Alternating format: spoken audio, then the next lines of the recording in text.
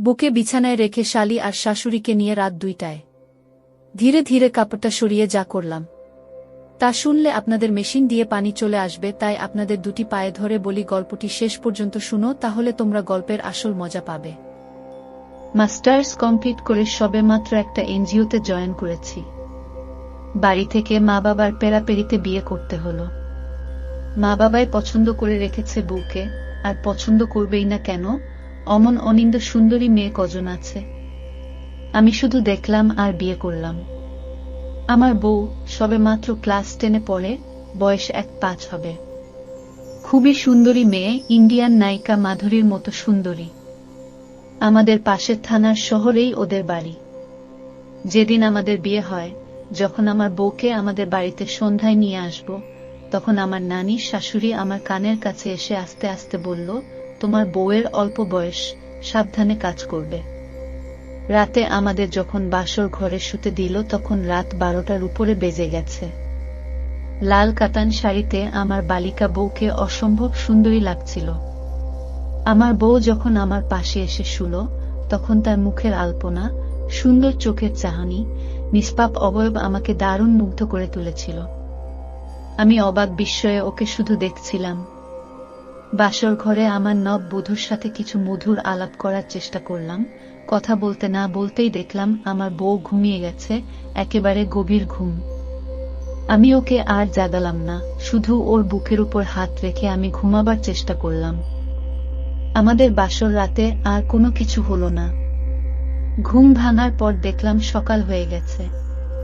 দ্বিতীয় রাতে আমি আমার বউয়ের কাপড় খুললাম, শরীরে হাত দিলাম, আলো জেলে দেখলাম সবকিছু একদম দেবীমূর্তির মতো দেখতে ওর শরীর।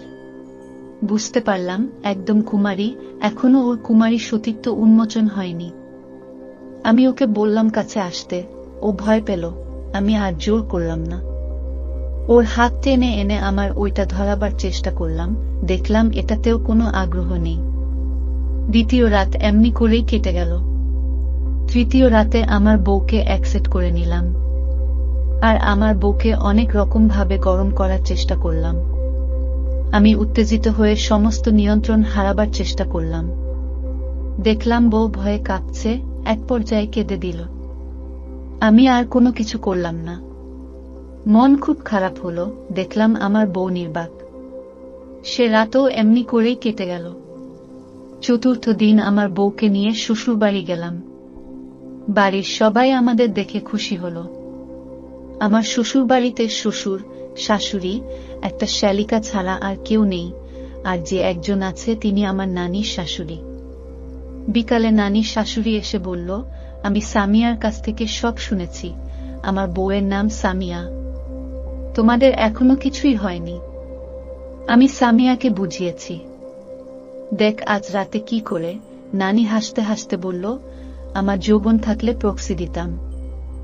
রাতে আমি বিছানায় শুয়ে আছি, সামিয়ার আসতে দেরি হচ্ছে, বোঝা গেল ও আসতে চাচ্ছে না আমার রুমে। দেখলাম আমার শাশুড়ি ওকে অনেকটা জোর করে আমার রুমে নিয়ে এলো। সামিয়া খাটে বসল, আমার শাশুড়িও বসল। শাশুড়ি আমাকে বোঝালো, তুমি কিছু মনে করো না, ও ছোট মানুষ, আস্তে আস্তে সব ঠিক হয়ে যাবে। রাতে বিছানায় শুয়ে আমার বউকে কাছে টানলাম, গল্প করলাম, আদর করলাম। এবারও আমার সমস্ত নিমন্ত্রণ হারিয়ে ফেললাম। দেখলাম ওর কোনো প্রতিক্রিয়া পেলাম না। আমি জোর করাই ও উঠে বসে গুমড়িয়ে গুমড়িয়ে কাঁদছে। আমার খুব মন খারাপ হলো। ওর কান্না শুনে আমার শাশুড়ি উঠে এলো, দরজা নক করল। আমি দরজা খুলে দিলাম। বিছানায় এসে কাত হয়ে শুয়ে পড়লাম। আমি বুঝতে পারলাম আমার শাশুড়ি আমার বউয়ের সবকিছু দেখল, আস্তে আস্তে বোঝালো, এসব কিছু না, ভয়ের কিছু নেই। শ্বশুরবাড়িতে আরো 2 দিন ছিলাম, কিন্তু আমার বউয়ের সাথে কোনো কিছু হল না। ছুটি শেষ হয়ে গেল, আমি কর্মস্থানে চলে এলাম। ঢাকার মোহাম্মদপুরে ছোট 2 রুমের বাসা নিলাম। 1 মাস পর শ্বশুরবাড়িতে চিঠি লিখলাম বউকে নিয়ে আসার জন্য। সেদিন ছিল বন্ধের দিন। আমার বউকে আমার শ্বশুর শাশুড়ি নিয়ে আসে। শ্বশুর রেলওয়ে স্টেশন মাস্টার, একদিন পরে সে চলে গেল। বলে গেল সপ্তাহানেক পরে শাশুড়ি এবং শালিকাকে নিয়ে যাবে। বাসায় প্রথম রাতে আমার বউকে সহবাস করার চেষ্টা করলাম, দেখলাম ওর মধ্যে ভীতি এখনো কাটেনি। আমি একটু রাগারাগি করলাম, তারপরেও আমার বউ সহবাসের ব্যাপারে নির্বিকার। কোনো ইচ্ছা নেই, কোনো আগ্রহ নেই। এমন হলে কি আর বিয়ের ওসব মজা পাওয়া যায়? আমার শালিকা রিমি, আমার বউয়ের 1 বছরের ছোট, ক্লাস 9-এ পড়ে। রিমিও আমার বউয়ের মতো সুন্দরী, সুন্দর চেহারা। দুলাভাই হিসাবে আমাকে খুব পছন্দ করে। আমার বউ আমার কাছে যে মেলামেশা করে না, এটা রিমিও জানে। রিমি ওর বোনকে এই ব্যাপারে বুঝিয়েছে অনেক, কিন্তু আমার বউয়ের আসলেই এখনো ওসবের ব্যাপারে ডিমান্ড নেই। সেদিন রাতে আমার বউ আমার কাছে আর এলো না। আমি খুব করে ডাকলাম, তারপরেও এলো না, আমার শাশুড়ির কাছে শুয়ে থাকলো। আমি রাগ করলাম, তবুও এলো না। আমি বিছানায় শুয়ে আছি, এমন সময় রিমি এলো। বলল, আম্মু আমাকে আপনার কাছে পাঠিয়ে দিল গল্প করার জন্য। আমি রিমিকে আমার পাশে শোয়ালাম, কম্বলের মধ্যে নিয়ে ওকে জড়িয়ে ওর সাথে গল্প করতে থাকলাম।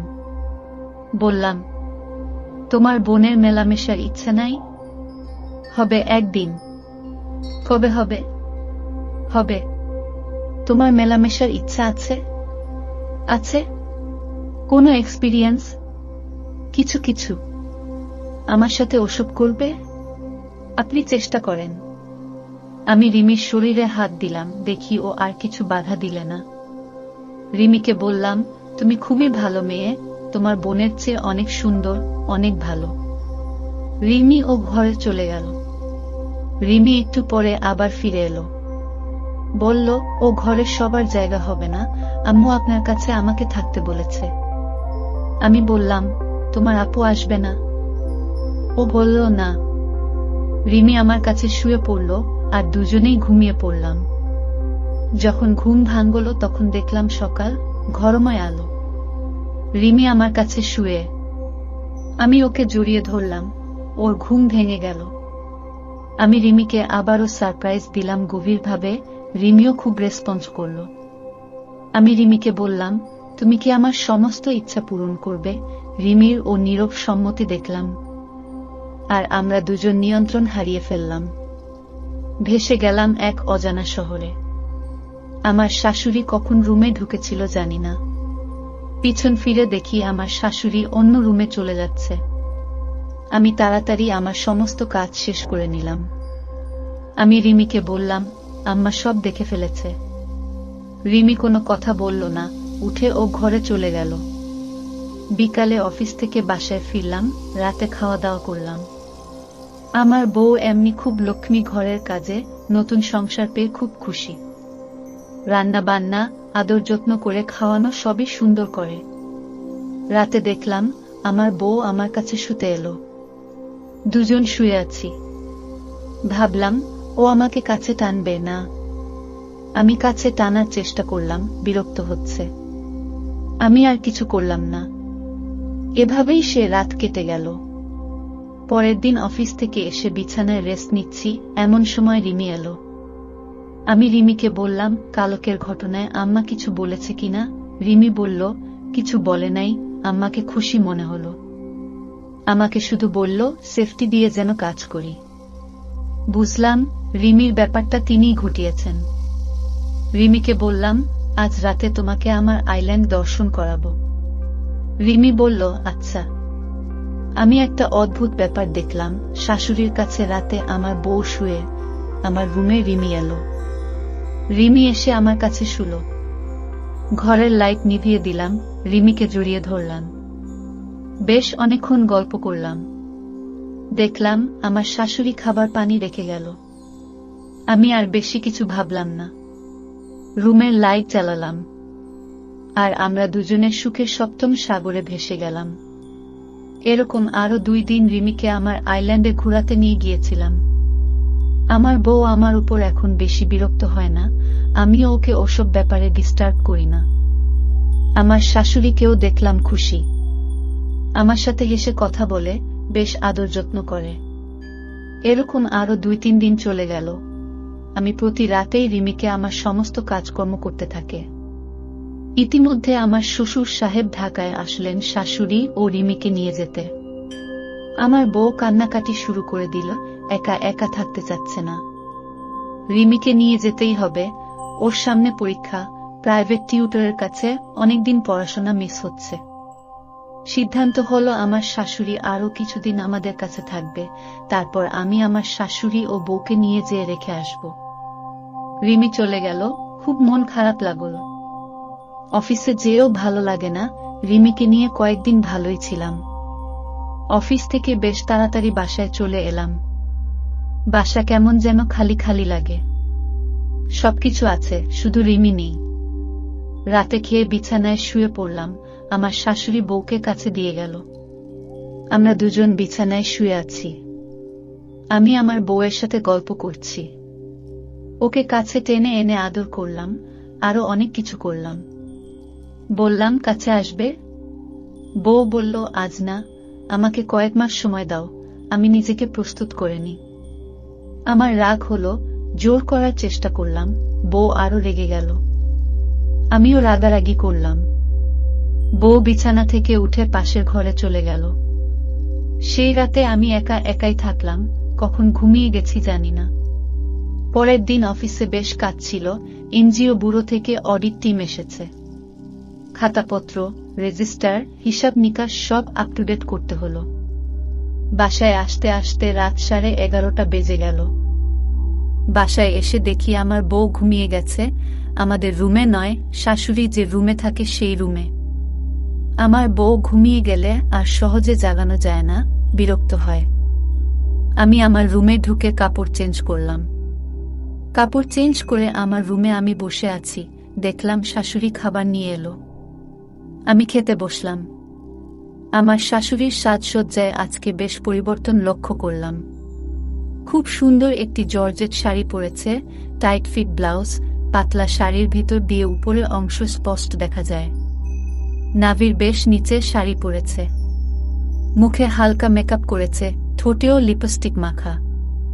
মাথার চুলগুলো কালো, ঘাড়ের উপর খোলা। আমি খাবার শেষ করে বিছানায় হেলান দিয়ে শুয়ে পড়লাম। সবকিছু গুছিয়ে আমার শাশুড়ি আমার কাছে এসে বসল। আমার বউ সম্পর্কে বলল, ও আস্তে আস্তে ঠিক হয়ে যাবে, তুমি এসবে কোনো অসুবিধা মনে করো না। আমি বেশি কথা বললাম না। আমার শাশুড়ি আমার পাশে চুপচাপ বসে আছে, আমি কি বলবো ভেবে পাচ্ছি না। শাশুড়ি বলল, আমি কি কিছুক্ষণ তোমার কাছে থাকব? বললাম, থাকেন। আমি বললাম, সামিয়া কি এখন আমার কাছে এসে শোবে না? শাশুড়ি বলল, ও তো গভীর ঘুমে। ঘুমোবার আগে ও বলছিল আজকে তোমার কাছে শোবে না। আমি শাশুড়ির একটা হাত ধরে বললাম, আমার কিছু ভালো লাগছে না। শাশুড়ি আমার দিকে আরো একটু ঝুঁকে পড়ে আমার মাথায় হাত বুলালো। আমার শাশুড়ি দেখতে একদম যুবতী, বয়স কত হবে? 3-5-3-6। আকর্ষণীয় শরীরের অধিকারিণী। আমার শরীরে এক ধরনের নেশা হলো, আমার সবকিছু জেগে উঠতে লাগলো। আমি শাশুড়ির দিকে পাশ ফিরে গায়ে হাত দিলাম, শাশুড়ি আমার দিকে আরো নমিত হল। দেখলাম শাশুড়ি আমার শয়তান মনোভাবকে প্রশ্রয় দিল। আর আমরা দুজন সুখের রাজ্যে ভ্রমণ করলাম। এমন সুখ কখনো আমি পাইনি। শাশুড়িও আবেগে বলছিল, যতদিন সামিয়া ঠিক না হয় ততদিন তুমি আমাকে ওই সুখের চেয়ে ভ্রমণ করাতে নিয়ে যাবে। বন্ধুরা, আমাদের এই গল্পটি আপনাদের কেমন লাগলো অবশ্যই কমেন্ট করে জানাবেন। আমরা প্রতিদিন আমাদের চ্যানেলের 3 থেকে 4টি করে নতুন নতুন গল্প আপলোড করব, আপনারা প্রতিদিন আমাদের গল্পগুলো শুনবেন। যদি আমাদের ভিডিওটি ভাল লাগে তাহলে পরবর্তী গল্পগুলো শোনার জন্য অবশ্যই আমাদের এই ভিডিওতে একটি লাইক করবেন এবং কমেন্ট করে আপনাদের বন্ধুদের মাঝে শেয়ার করে দিবেন আমাদের এই ভিডিওটি। ধন্যবাদ বন্ধুরা, সবাই ভালো থাকবেন, সুস্থ থাকবেন, আমাদের এই চ্যানেলের সাথেই থাকবেন।